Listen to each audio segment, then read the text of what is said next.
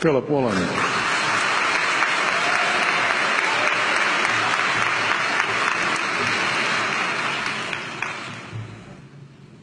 King Lear, late at night on the cliffs, asks the blind Earl of Gloucester, "How do you see the world?" And the blind man Gloucester replies, "I see it feelingly." And shouldn't we all? Animals must be off the menu because tonight they are screaming in terror in the slaughterhouses, in crates and in cages, vile, ignoble gulags of despair. You see, I heard the screams of my dying father as his body was ravaged by the cancer that killed him. And I realized I'd heard those screams before. In the slaughterhouse, their eyes stabbed out and their tendons slashed, on the cattle ships to the Middle East, and the dying mother wail as a harpoon explodes in her brain as she calls out to her calf. Their cries were the cries of my father. And I discovered that when we suffer as equals. And in their capacity to suffer, a dog is a pig, is a bear, is a boy. Meat today is the new asbestos, more murderous than tobacco.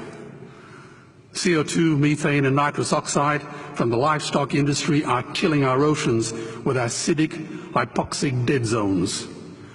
90% of small fish are ground up into pellets to feed to livestock. Vegetarian cows today are the world's largest ocean predators. The oceans are dying in our time. By 2048, all our fisheries will be dead, the lungs and the arteries of the earth. Billions of bouncy little chicks are ground up alive simply because they are male. Only 100 billion people have ever lived. 7 billion people live today. And yet we torture and kill 2 billion sentient living beings every week. 10,000 entire species are wiped out every year because of the actions of one. And we're now facing the 6th mass extinction in cosmological history. If any other organism did this, a biologist would call them a virus. It is a crime against humanity of unimaginable proportions. But happily, the world is changing. 10 years ago, Twitter was a bird sound. www was a stuck keyboard. Cloud was in the sky. 4G was a parking space. Google was a baby's burp. Skype was a typo. And Al-Qaeda was my plumber. Victor Hugo said, "There is nothing more powerful than an idea whose time has come." Well, animal rights today is now the greatest social justice issue since the abolition of slavery. Do you know there are over 600 million vegetarians in this world? And that is bigger than the United States, England, France, Germany, Spain, Italy, Canada, Australia, New Zealand, all put together. If we were one nation, we would be bigger than the 27 nations of the European Union. Can you believe that? And despite this massive demographic footprint, we are still drowned out by the raucous hunt and shoot and killing cartels who believe that violence is the answer when it should not even be a question. Meat kills animals, kills us, and is killing our economies. Medicare has already bankrupted the United States. They will need $8 trillion invested in Treasury bills just to pay the interest, and they have precisely zero. They could shut down every school, Army, Navy, Air Force, Homeland Security, Marines, CIA, and FBI, and they still will not have the money to pay their doctor bills. And our Cornell and Harvard say that the optimum amount of meat in a healthy human diet is precisely zero. Water, as you know, is the new oil. Nations will soon be going to war for it. Underground aquifers that took millions of years to fill are now running dry. It takes 50,000 liters of precious drinking water to make 1 kilo of beef. Today, 1 billion people are hungry. 20 million people will die from malnutrition. Cutting meat by only 10% will feed 100 million people, and eliminating meat will end starvation forever. If everyone ate a Western diet, we would need 2 planet Earths to feed us. We've only got one, and she is dying. Greenhouse gas emissions from livestock is 50% greater than transport, as Peter said. Cars, trains, buses, ships, lorries, the whole lot. And as I travel around the world, I see poor countries who sell their grain to the West while their own children starve in their arms. And the West feeds it to livestock so we can eat a steak? Am I the only one who sees this as a crime?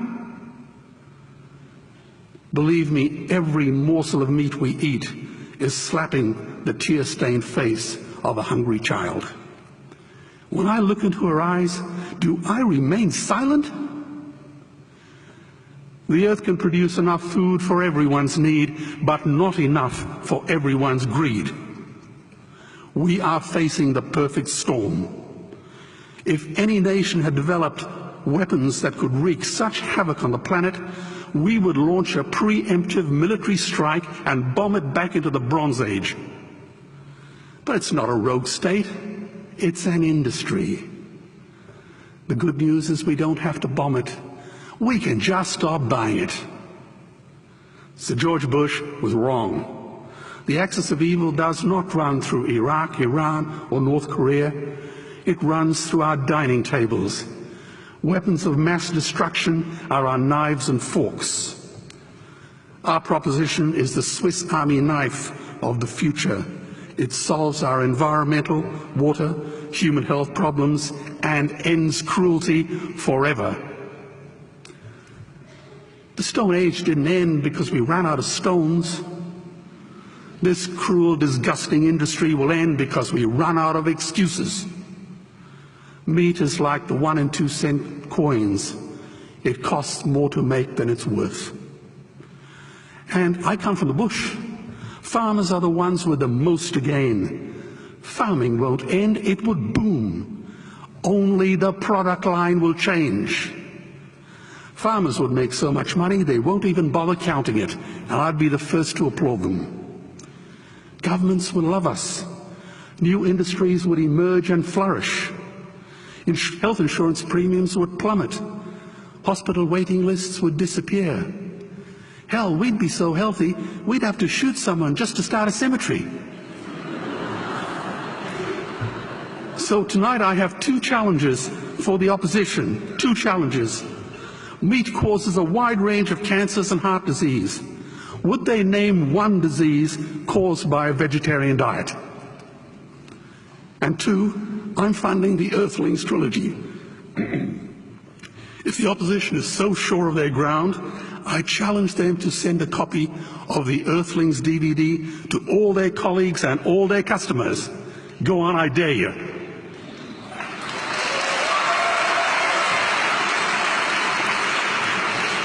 Animals are not just other species, they are other nations, and we murder them at our peril.